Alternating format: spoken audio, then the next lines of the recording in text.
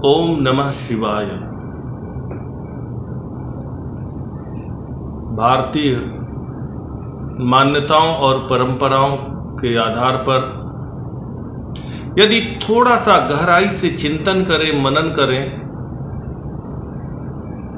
तो इस पूरे भूलोक पर सबसे पहले शैव धर्म ही रहा है, आज भी है और कल भी रहेगा। शैव धर्म अर्थात भगवान शिव को मानने वाले लोगों और भगवान शिव के द्वारा बताए गए मार्ग पर चलने वाले लोगों का इतिहास था, है और रहेगा।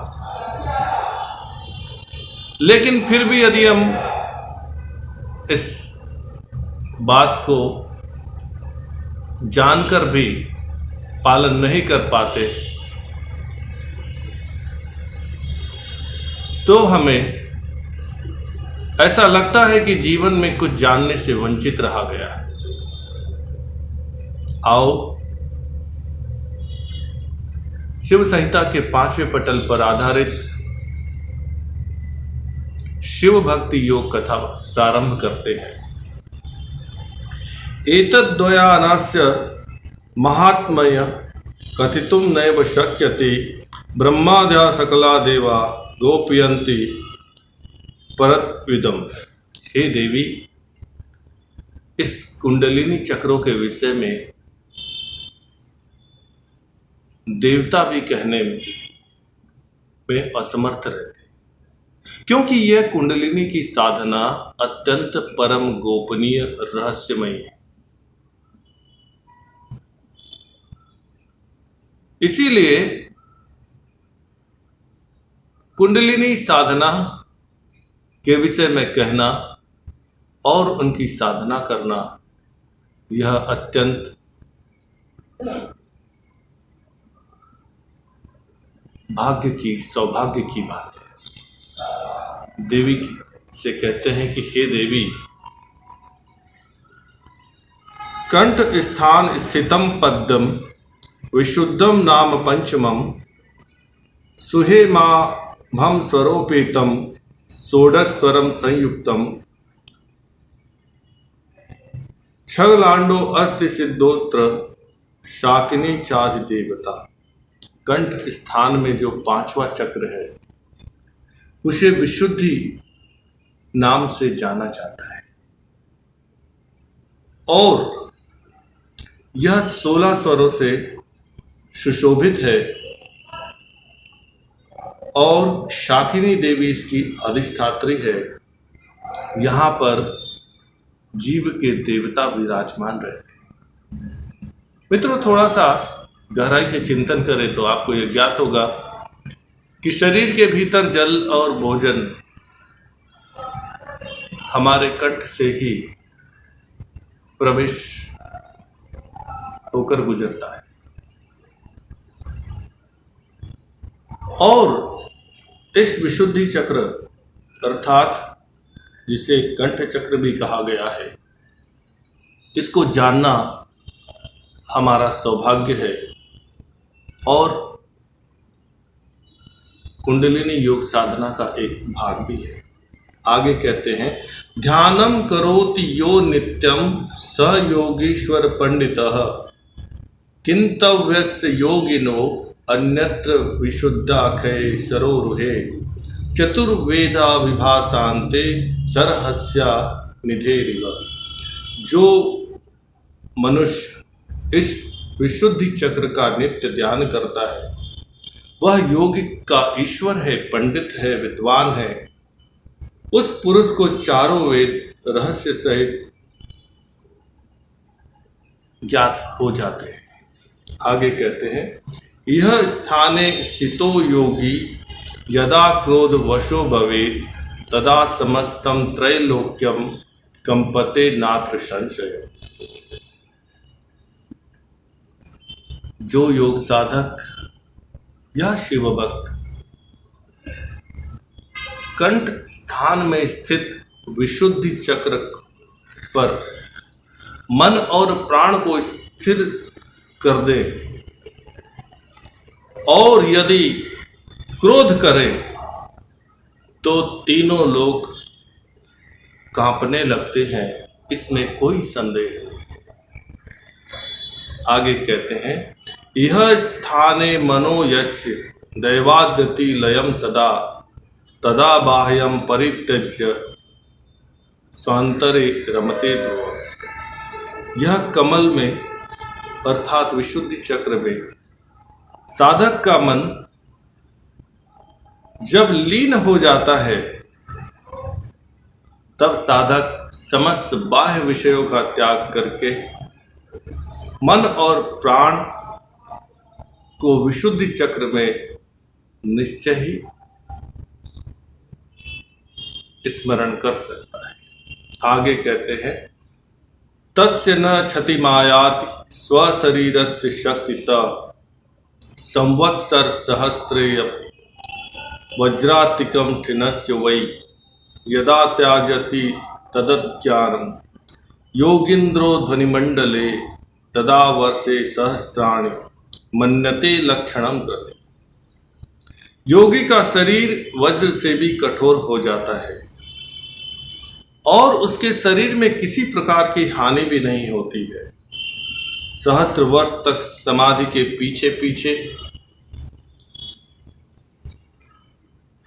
उस ध्यान को छोड़कर योगी की चित्त वृत्ति संसार में आ जाती है और योगी स्वयं के भीतर लीन हो जाता है। आगे महादेव महादेवी से कहते हैं कि हे महादेवी, आज्ञा पद्यम भ्रुवो मध्ये हछोपेतम द्वित्रकम शुक्लांब तन महाकालम सिद्धो देवत्र हाकिनी। अब अगले चक्र के विषय में भगवान शिव पार्वती जी से कहते हैं कि हे पार्वती, भ्रूमध्य में जो आज्ञा चक्र है अर्थात दोनों आंखों के बीच मस्तक पर जहाँ पर हम तिलक लगाते हैं, जहाँ पर माताएं बहनें बिंदी लगाती है, जहाँ पर हम तिलक धारण करते हैं और उसी भ्रूमध्य को हम ईश्वर के चरणों में भी स्पर्श करते हैं, भूमि पर भी स्पर्श करते हैं, माता पिता और गुरु के चरणों का भी स्पर्श करते हैं। उसी स्थान की बात कर रहे हैं आज्ञा चक्र। कहते हैं कि भ्रूमध्य में जो आज्ञा चक्र है उसमें हम और क्षम दो बीज है और उस स्थान में महाकाल की सिद्धि होती है और हाकिनी देवी इसकी अधिष्ठात्री और परमात्मा देवता है। आगे कहते हैं, शरद चंद्र निभम तत्राक्षरम बीजम बिभ्रमितम पुमान परम हंसो अयम या ज्ञात्वा नावसीदते तत्र देवः परंतेजः सर्वस् मंत्रेषु मंत्रिणः चिंतयित्वा परां सिद्धि लभते नात्र संशय। जो योग स्वयं सेवक शिव भक्त या योग साधक जो कुंडलिनी योग के मार्ग का अनुगमन करते हैं, साधना करते हैं, वह साधक यदि आज्ञा चक्र का ध्यान करे, आज्ञा चक्र का ध्यान करने के लिए गुरुर उपाय प्रयत्न साधक नैसर्गिक प्राण संबंध और सामान्य भाषा में हम कहें आज्ञा चक्र में मन और प्राण को स्थिर करके आज्ञा चक्र का ध्यान करने से मनुष्य को सिद्धि अवश्य प्राप्त होती है, जिसे योगी भ्रूमध्य दृष्टि ध्यान, त्रिनेत्र ध्यान, आज्ञा चक्र ध्यान के नाम से भी पुकारते हैं और कहीं कहीं पर इसके ध्यान करने के लिए शांभवी मुद्रा का भी प्रयोग किया गया है। आगे कहते हैं तुरीयम त्रितयम लिंगम तदाहम मुक्तिदायकः ध्यान मात्रेण योगेंद्रो मत्समो भवति ध्रुवम। हे देवी, उस स्थान में तुरीय तृतीय लिंग के मुक्तिदाता है और इसके ध्यान मात्र से योगेंद्र निश्चय ही हमारे तुल्य हो जाएगा। अर्थात आज्ञा चक्र का ध्यान करने वाले साधक देवादिदेव महादेव भोलेनाथ को अत्यंत प्रिय है। जो साधक भ्रूमध्य दृष्टि का ध्यान करते हैं उन्हें साधना से सिद्धि और सिद्धि से सफलता अवश्य मिलती है। आगे कहते हैं इडाम ही पिंगला ख्याता वर्णासीति होच्यते वाराणसी तयोर्मध्ये विश्वनाथो भाषित। इस शरीर में जो दो इड़ा और पिंगला नाड़ी है उनको वर्णा और असी कहते हैं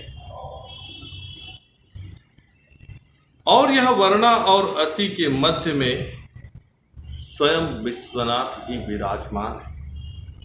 तात्पर्य यह है कि देवादिदेव महादेव कहते हैं कि हे महादेवी, इड़ा और पिंगला के मध्य में जो स्थान है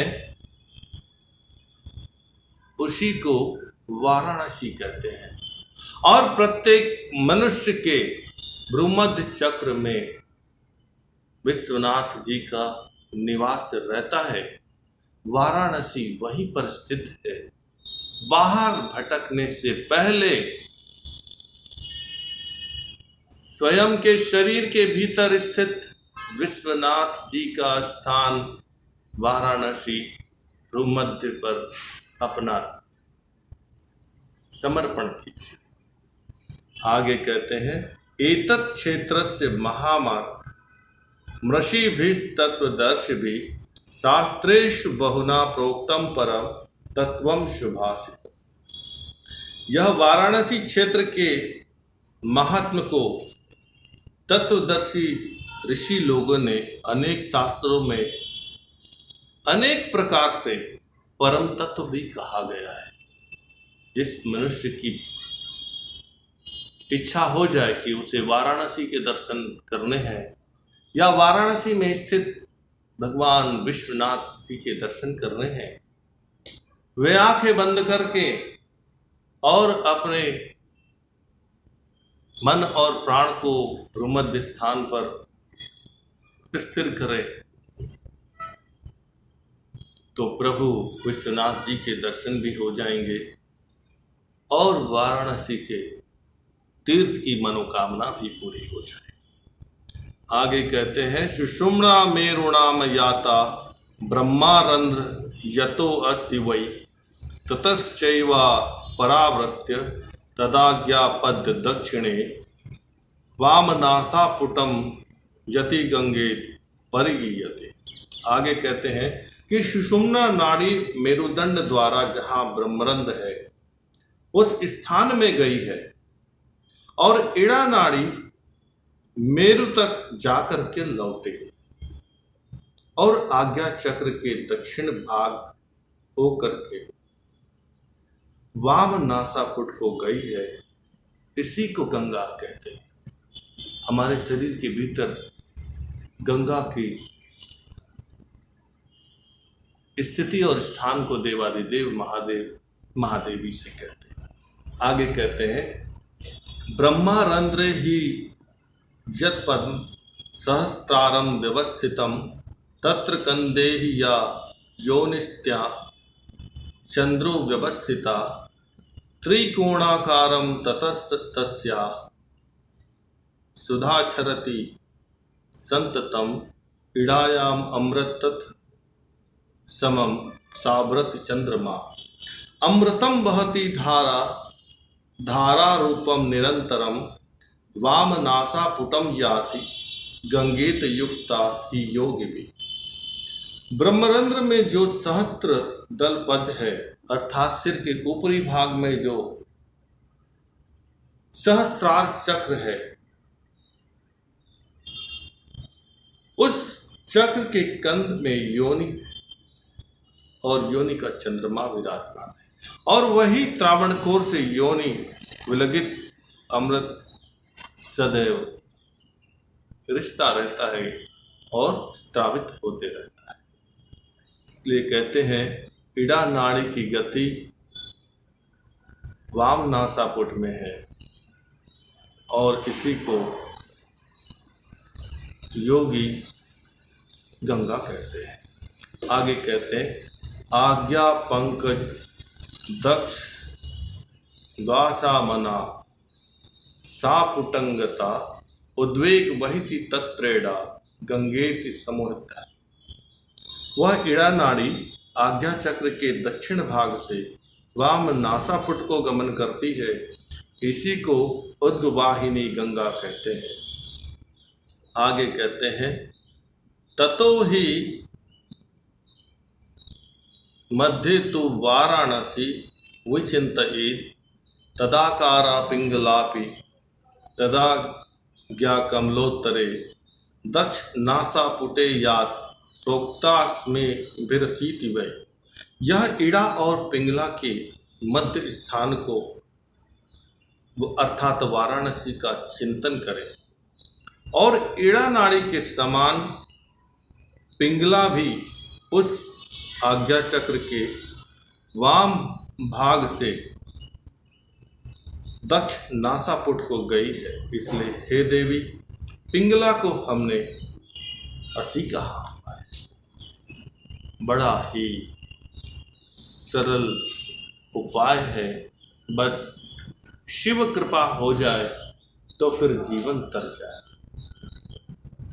आगे कहते हैं मूलाधारे ही यत पद्मम चतुष्पत्रम व्यवस्थितम तत्रो कंदेस्ति या योनिस्त्या सूर्यो व्यवस्थिता। जो मूलाधार में 4 दल से युक्त है, उस कमल कंद में जो योनि है, उसी योनि में सूर्य स्थित है। आगे कहते हैं तत्सूर्य मंडल द्वारा अपिदिशम क्षरति संततम पिंगलायाम विपम तत्र समर्पयति तापनः विषम तत्र वहन किया धारा रूपम निरंतरम दक्ष नासापुटे यात कल्पिये पूर्ववत। वही सूर्य मंडल से निरंतर विष स्त्रावित होता है और पिंगला के द्वारा गमन करता है। यदि वह विष सर्वदा धारा रूप में पिंगला नाड़ी में प्रवाहित होते रहता है, और यह पिंगला नाड़ी दक्षिण नासापुट में गई है। आगे कहते हैं आज्ञा पंकज वामस्या दक्ष नासापुटम गता उद्वा पिंगला अपि पुरासीतिम प्रकृतिता। यह नाड़ी आज्ञा चक्र के वाम भाग से दक्षिण नासापुट को गई है। इस हेतु यह पिंगला नाड़ी को असी कहते हैं। आगे कहते हैं आज्ञा पद मिदम प्रोक्त यत्र देवो महेश्वर पीठ त्रयम ततोष च ऊर्ध्व निरुक्तम योग चिंतकय तद्विद दुनाशक्त्या भाल पद में व्यवस्थिता। इसी स्थान में अर्थात आज्ञा चक्र में ही समस्त दिव्य शक्तियों का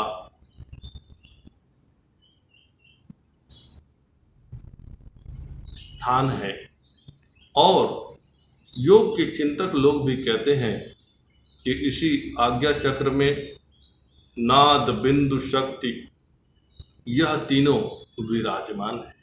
इसलिए हे स्वयं सेवकों, सदैव आज्ञा चक्र का स्मरण रखें और आज्ञा चक्र का ध्यान करें और अपने भीतर की दिव्य शक्तियों का स्मरण कर जीवन को और मानव समाज हेतु कल्याणकारी उपयोगी बनाने का सतत प्रयास करें। आगे कहते हैं, यह करोति सदा ध्यानम आज्ञा चक्रस्य गोपितम पूर्व जन्म कृतम कर्म विनश्येद विरोध्य। आगे कहते हैं कि जो पुरुष या जो योग साधक गुप्त रूप से आज्ञा चक्र का ध्यान करते हैं वह समस्त कर्म बंधनों से मुक्त हो जाते हैं। और यह तभी संभव है आज्ञा चक्र के ध्यान से पूर्व मोह, लोभ, वासना और व्यसन से मुक्त होकर यदि आज्ञा चक्र का ध्यान करें तो मनुष्य दिव्यता की ओर बढ़ता चला जाता है। आगे कहते हैं, यह स्थितः सदा योगी ध्यानम कुर्या निरंतरम तदा करोति प्रतिमाम प्रतिजाप मुनर्वत। जब योगी आज्ञा चक्र का निरंतर ध्यान करते हैं तब उसका कल्याण होता है। आगे कहते हैं, यक्ष राक्षस गंधर्वा अप्सरा गण किन्नरा सेवन्ते तस्योच्चरण सर्वे तस् वैशानुका। यक्ष राक्षस गंधर्व अप्सरा और किन्नर सब ध्यान युक्त योगी के वश में हो जाते हैं और उनके चरणों की सेवा करते हैं। आगे कहते हैं, करोति रसनाम योगी प्रविष्टाम विपरीतगाम लंबिको ऊर्ध्वेषु गतेषु धृत्वा ध्यानम भयापहम अस्मिन् स्थाने मनो यस् क्षणार्ध वर्तते अचलम तस्य सर्वाणि पापानि संक्षयम यान्ति तत्क्षणात्। जो योगी विपरीतगामी जीवा को ऊपर तालु में प्रवेश करके इस भयानक आज्ञा चक्र का ध्यान क्षण भर भी कर ले तो उसी क्षण उसके द्वारा किए गए समस्त पाप कर्मों का विनाश हो जाता है। आज के लिए बस इतना ही। आपने बड़े धैर्य, स्नेह, श्रद्धा, विश्वास के साथ शिव संहिता के 5वें पटल पर आधारित कुंडलिनी योग उपदेश युक्त शिव भक्ति योग कथा को सुना। इसके लिए मैं आपके हृदय और मस्तिष्क का ऋणी। मेरे द्वारा इस कथा उपदेश के समय यदि कोई शब्द दोष, अर्थ दोष, उच्चारण दोष, व्याख्या दोष हुआ हो, इसके लिए मैं आपके भीतर उपस्थित देवादिदेव महादेव की शिव चेतना से क्षमा की याचना करता और करबद्ध निवेदन करता हूं, फल्गु त्यक्त्वा सारम ग्रहीतव्यम्। केवल सार को ग्रहण कीजिए और सार यह है कि शिव स्मरणम और शिव के द्वारा जो विधि बताई गई है उस विधि का पालन करने का प्रयास।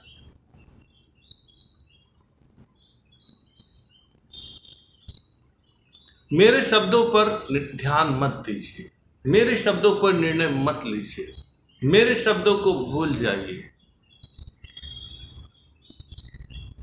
देवादिदेव महादेव द्वारा कहे गए कुंडलिनी योग उपदेश में ज्ञान, विज्ञान, परा विज्ञान सब कुछ है।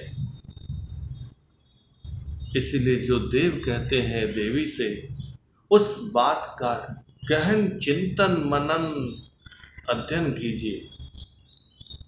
हो सकता है कि मेरा दृष्टिकोण, मेरे वचन आपको समझ में न आए, लेकिन आप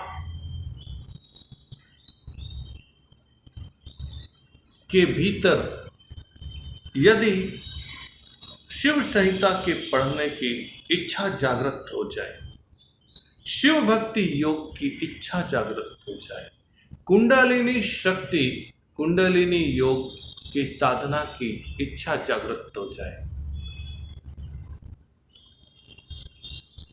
तो मेरे द्वारा कहे गए वचन आपके लिए लाभकारी हो सकते हैं। और यदि मुझसे कोई भूल चूक, गलती, शब्द, अर्थ, किसी प्रकार का तर्क वितर्क तथ्य यदि कोई गलत हो गया हो और आप मेरी गलती को पकड़ करके और उसकी सत्यता जानने निकल पड़े और आपने शिव भक्ति को, शिव संहिता का पूरा पाठ कर लिया है, शिव संहिता की साधना की ओर आगे बढ़ गए, तो मेरी गलतियां भी आपके लिए वरदान सिद्ध होगी। आप मेरी गलती को पकड़ सके तो मैं धन्य हो जाऊंगा। आपने मेरी गलतियां पकड़ी और मेरी गलती को पकड़ करके आप शिव भक्ति की ओर चल पड़े, शिव संहिता का पाठ करना प्रारंभ कर दिया, शिव संहिता का अध्ययन करना प्रारंभ कर दिया, आपने उसके रहस्य को जानना प्रारंभ कर दिया कि तो मेरी गलती को भूल जाइए, लेकिन आपका मार्ग जो आपने शिव भक्ति का स्मरण करना, शिव संहिता का पाठ करना, मनन करना, चिंतन करना, कुंडलिनी योग की साधना हेतु आगे बढ़ने का जो आपने सतत प्रयास प्रारंभ कर दिया, तो मेरी गलतियां भी शायद आप लोगों के लिए एक आशीर्वाद सा बन सकता है। आओ महामृत्युंजय मंत्र ध्यान करें। ओम नमः शिवाय।